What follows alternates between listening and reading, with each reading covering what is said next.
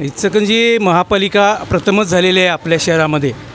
त्यामुळं आत्ता जे महापालिकेला जे उमेदवार आहेत तेच तरुण तडफदार भाजपच्या पार्टीनं दिलेले आहेत.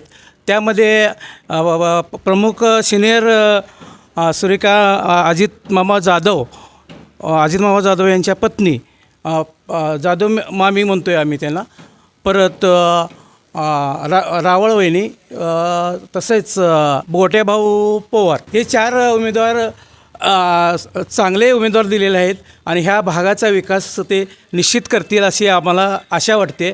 आणि सध्या सत्तेत महाराष्ट्र सरकारमध्ये भाजप आणि वरती केंद्रामध्ये भाजप असल्यामुळं इथं इचलकरंजी महापालिकेला भाजपची सत्ता येईल असं आम्हाला जास्त वाटते आणि भाजपचाच महापौर होईल अशी आमची इच्छा आहे.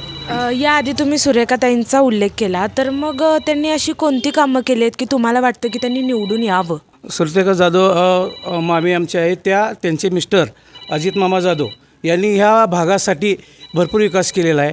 पाण्याची सोय असू दे, रस्ते असू देत, परत विविध मागण्या ज्यावेळी इथल्या नागरिकांनी केल्या त्यावेळी त्यांनी उत्स्फूर्ततेने इथली कामं केलेली आहेत. तसेच पाण्याचा प्रश्न एक मोठा इचलकरंजीचा भेटतो आहे शहराला सगळ्या, त्याच्यासाठी पण त्यांनी प्रयत्न करून मुबलक पाणी पुरवठा द्यावा. आता काही वेळा प्रशासनाच्या अडचणीमुळं किंवा अन्य कारणामुळं पाणी वेळेत सुटत नाही, त्यामुळे पाण्याची समस्या वाढल्यात आता सध्या तरी.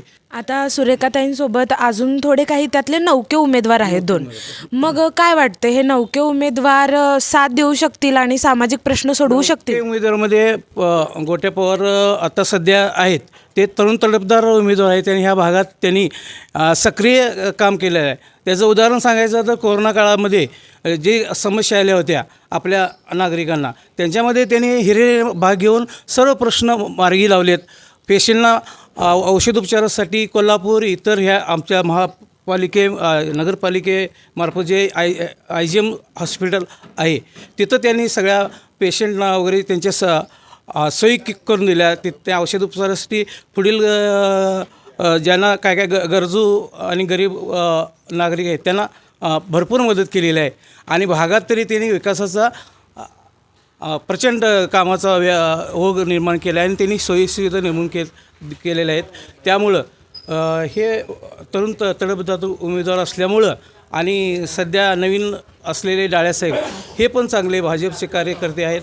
ते पण पुढील येणाऱ्या निवडून आल्यानंतर ते कामं करतील अशी आम्हाला आशा वाटते.